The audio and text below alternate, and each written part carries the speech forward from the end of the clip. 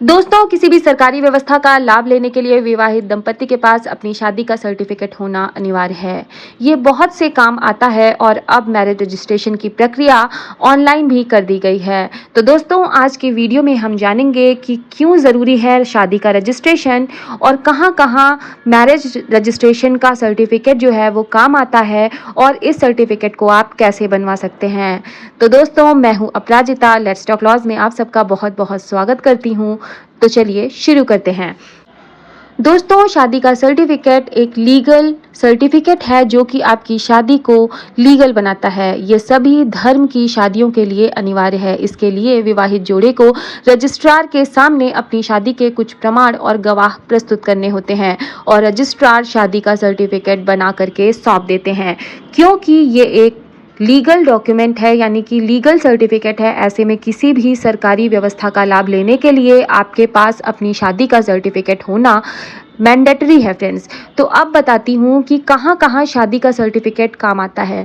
दोस्तों, शादी के बाद अगर आप जॉइंट बैंक अकाउंट खुलवाना चाहते हैं तो मैरिज सर्टिफिकेट आपको लगाना होगा।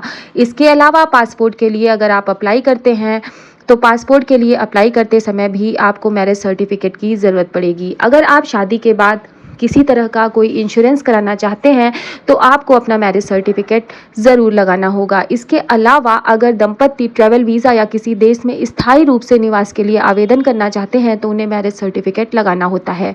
अगर महिला शादी के बाद सरनेम नहीं बदलना चाहती तो ऐसे में मैरिज सर्टिफिकेट के बगैर सरकारी सुविधाओं का लाभ नहीं मिल सकता।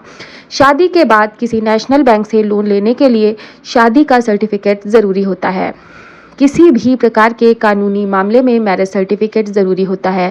जैसे कि अगर दंपति में से कोई एक शादी के बाद धोखा देकर भाग जाता है तो शिकायत दर्ज कराने के लिए शादी का सर्टिफिकेट काम आता है। दोस्तों, तलाक की अर्जी लगाने के लिए भी मैरिज सर्टिफिकेट काम आता है। सिंगल मदर या तलाकशुदा महिलाओं को नौकरी में रिजर्वेशन लेने के लिए तलाक का डॉक्यूमेंट दिखाना होता है। तो दोस्तों, अब बताती हूँ कि आप मैरिज सर्टिफिकेट कैसे बनवा सकते हैं। दोस्तों, मैरिज रजिस्ट्रेशन की सर्विस जो है वो अब ऑनलाइन कर दी गई है। मैरिज सर्टिफिकेट फॉर्म के साथ आपको कुछ ज़रूरी डॉक्यूमेंट्स भी अपलोड करने होते हैं। ये डॉक्यूमेंट्स इस प्रकार से हैं जो अब मैं आपको बताऊंगी।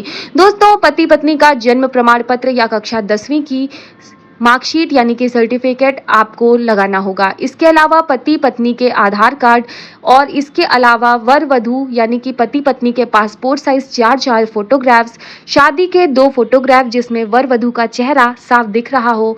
इसके अलावा शादी के कार्ड का फोटोग्राफ, सभी डॉक्यूमेंट्स के साथ वर वधू को रजिस्ट्रार के सामने उपस्थित होना होता है। जिन गांव में इसकी सुविधा नहीं है वहां शादी के रजिस्ट्रेशन के लिए दंपति को ग्राम अधिकारी के कार्यालय में संपर्क करना होता है।